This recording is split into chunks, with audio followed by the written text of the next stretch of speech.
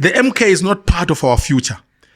If you look at it through a historic prism. But here is the other thing about MK. The glue that holds MK together is Jacob Zuma. So Prince Mashele is saying that the MKP is not part of the future of South Africa. But I think it will be difficult to dispute that. I want us to watch this video of his where he's talking to SMWX regarding why he's saying that the MKP is not part of the future of South Africa. And let's see if we agree or disagree with him. Okay, let's check out the video. Jacob Zuma, people will talk to him as an ancestor. They will go to his grave and talk to him and give him snuff, even though in his life he didn't smoke. But they will go talk to him and say, bless us. So, the MK is not part of our future. If you look at it through a historic prism. But here is the other thing about MK. The glue that holds MK together is Jacob Zuma. Remove Jacob Zuma from the picture. And sorry, you've made me laugh too much. No, it's true. It's true. Oh, it is true. Snuff is the best. That's your best line ever. And you see, those who will go to his grave and give him snuff, by the way, they will make him even very angry because the chap never smoked snuff in his life. But on a serious note,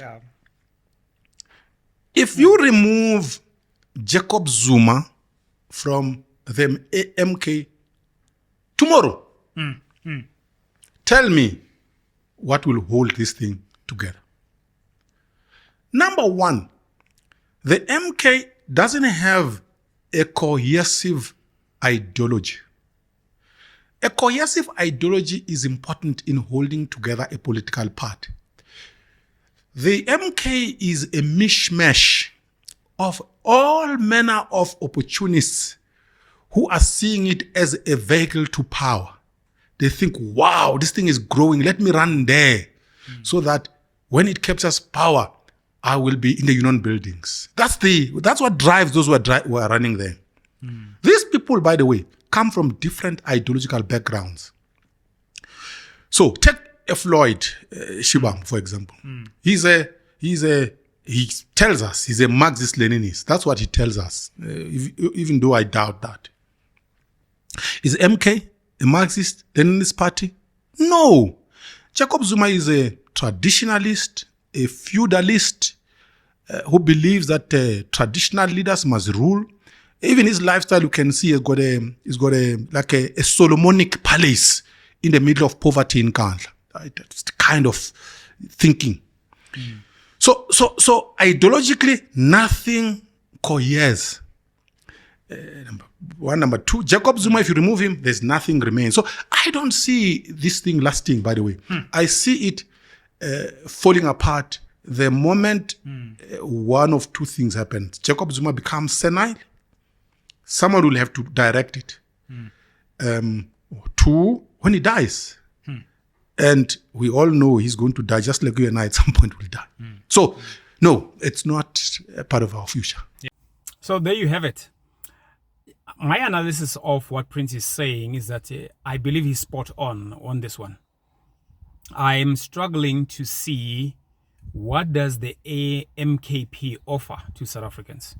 I'm struggling to see that. What do they offer, except for the fact that Zuma used to be a statesman, meaning a president of a country, and that he's popular down in KZN.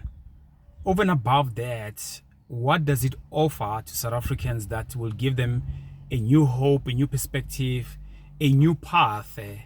I don't hear anything about how they're going to solve unemployment.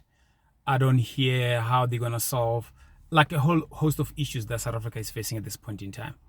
So beyond Jacob Zuma, say Jacob Zuma today, he, God forbid, something happens to him.